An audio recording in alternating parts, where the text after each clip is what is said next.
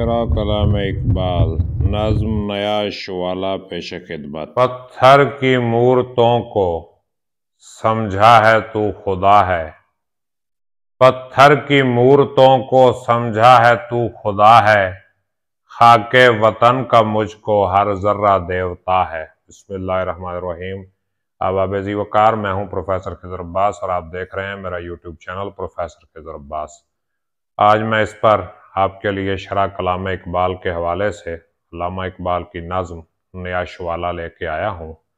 सबसे पहले तो मैं आपको बता दूं कि शिवाला क्या होता है। शिवाला उस मंदिर को कहते हैं जिसे हिंदू हर हर महादेव या भगवान शिव के नाम पे बनाते हैं, तो शिवाला उस मंदिर की बात हो रही है। तो अल्लामा इकबाल के ये उस दौर की नज़्म है जब वतनियत उन पे पूरी तरह गालिब आ चुकी थी और वो वतनियत को ही तमाम मसाइल का हल बयान कर रहे थे। तो ब्राह्मणों को यानी हिंदुओं के जो मजहबी पेशवा हैं उनको मुखातिब करके इकबाल एक पैगाम दे रहे हैं। इकबाल कहते हैं, सच कह दूं ऐ ब्राह्मण गर तू बुरा न माने। तो नज़्म की तरफ बढ़ने से पहले मेरी आपसे गुजारिश है, अगर अभी तक आपने मेरा चैनल सब्सक्राइब नहीं किया तो इसे सब्सक्राइब करके बेल का आइकन दबा दें ताकि मेरी हर आने वाली वीडियो आप तक पहुंचती रहे। इकबाल कहते हैं, सच कह दूं ऐ ब्राह्मण गर तू बुरा न माने, तेरे सनम कदों के बुत हो गए पुराने। यानी तूने जो अपने मंदिरों में बुत लगा रखे हैं ये बुत पुराने हो चुके हैं, अब कोई नया बुत बनाए। अपनों से बैर रखना तूने बुतों से सीखा, यानी बुतों ने तुझे क्या सबक दिया? अपनों से बैर रखना, अपनों से दुश्मनी रखना। ब्राह्मण जाहिर है आपको पता है हिंदू मत में चार जातें हैं, ब्राह्मण, वे क्षत्रिय, वे शूद्र। ब्राह्मण जो है वो सबसे आला जात समझे जाते हैं, तो बाकियों को वो इंसान ही नहीं समझते। तो उसने क्या कहा? अपनों से बैर रखना तूने बुतों से सीखा, जंगो जदल सिखाया वाइज को भी खुदा ने। वाइज जो है मौलवी, उसे लड़ना जो है उसके खुदा ने सिखा दिया। यानी है ब्राह्मण तूने बुतों से दुश्मनी सीखी और वाइज ने खुदा से जंगो जदल सीखा, लड़ाई सीखी।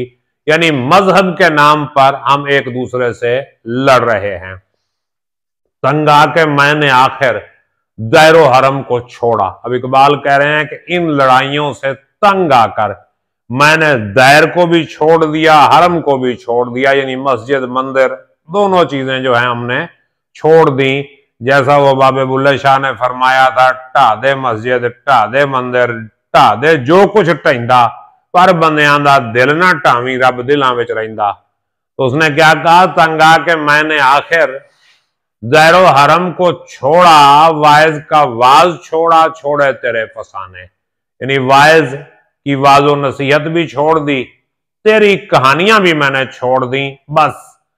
यानी मैंने मस्जिद मंदिर सब छोड़ दिया और पत्थर की मूर्तों में समझा है तू खुदा है।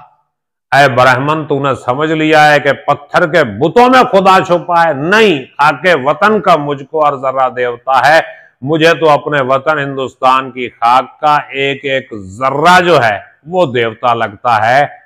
और आगैरियत के पर्दे एक बार फिर उठा दें, यानी दावत दे रहा है हिंदू पंडित को, इकबाल ब्राह्मण को, कि आ मेरे पास आ, हम गैरियत के पर्दे मिटा देते हैं। गैरियत का मतलब इसको क्या? अजनबियत, गैर होना, एक दूसरे से अजनबी होना। हम इन पर्दों को मिटा देते हैं, उठा देते हैं। बिछड़ों को फिर मिला दें, नक्शे दुई मिटा दें। यानी जो बिछड़ गए हैं मजहब के नाम पे उन्हें हम मिला दें, और ये जो दुई बन गई है इस्लाम और कुफर वाली, इसको हम मिटा दें। सब इंसानों को जो है हिंदुस्तान में बसने वाले सब इंसानों को बिला तफरीक, रंग, जात, मजहब, इंसानियत और वतन के नाम पे इकट्ठा कर दें।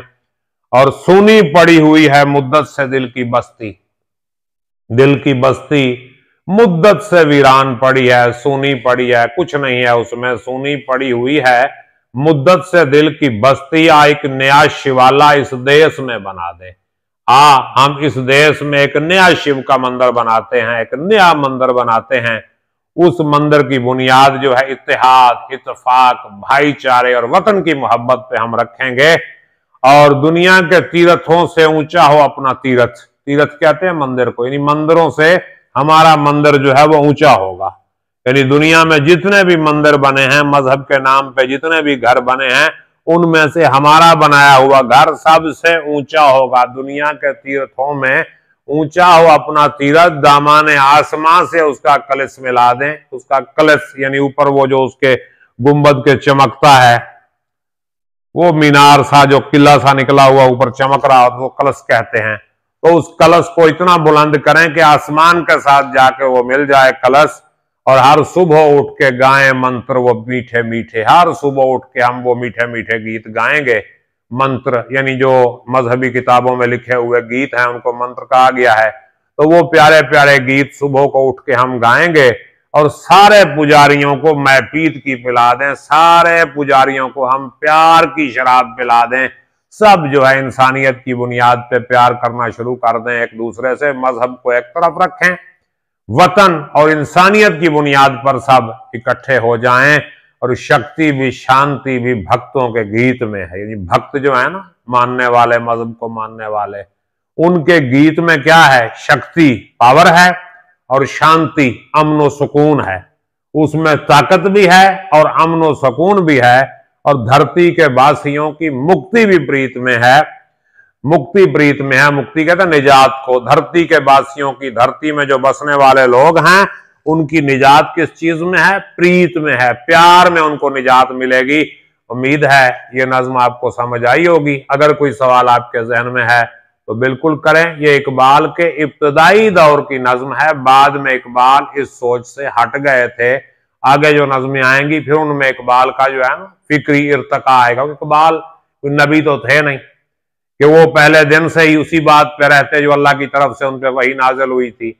यानी वो एक मुफक्किर थे, एक फलसफी थे, एक दानिशवर थे। वो हालात के मुताबिक अपनी सोच में इर्तका पैदा करते रहे। तो ये उनकी इब्तदाई सोच है वतन से मोहब्बत वाली। बाद में आहिस्ता आहिस्ता फिर वो मजहब से मोहब्बत, और फिर बहुत ऊपर जो है निकल गए फलसफा खुद ही पेश करके। तो आगे हम इंशाअल्लाह पढ़ते रहेंगे। बहुत बड़ा काम मैंने छेड़ लिया है। दुआ करें कि अल्लाह पाक पाया तकमील तक पहुंचाने की हिम्मत अता फरमाए। बाकी अल्लाह मालिक है, देखी जाएगी। अपना ख्याल रखिएगा। अल्लाह हाफिज।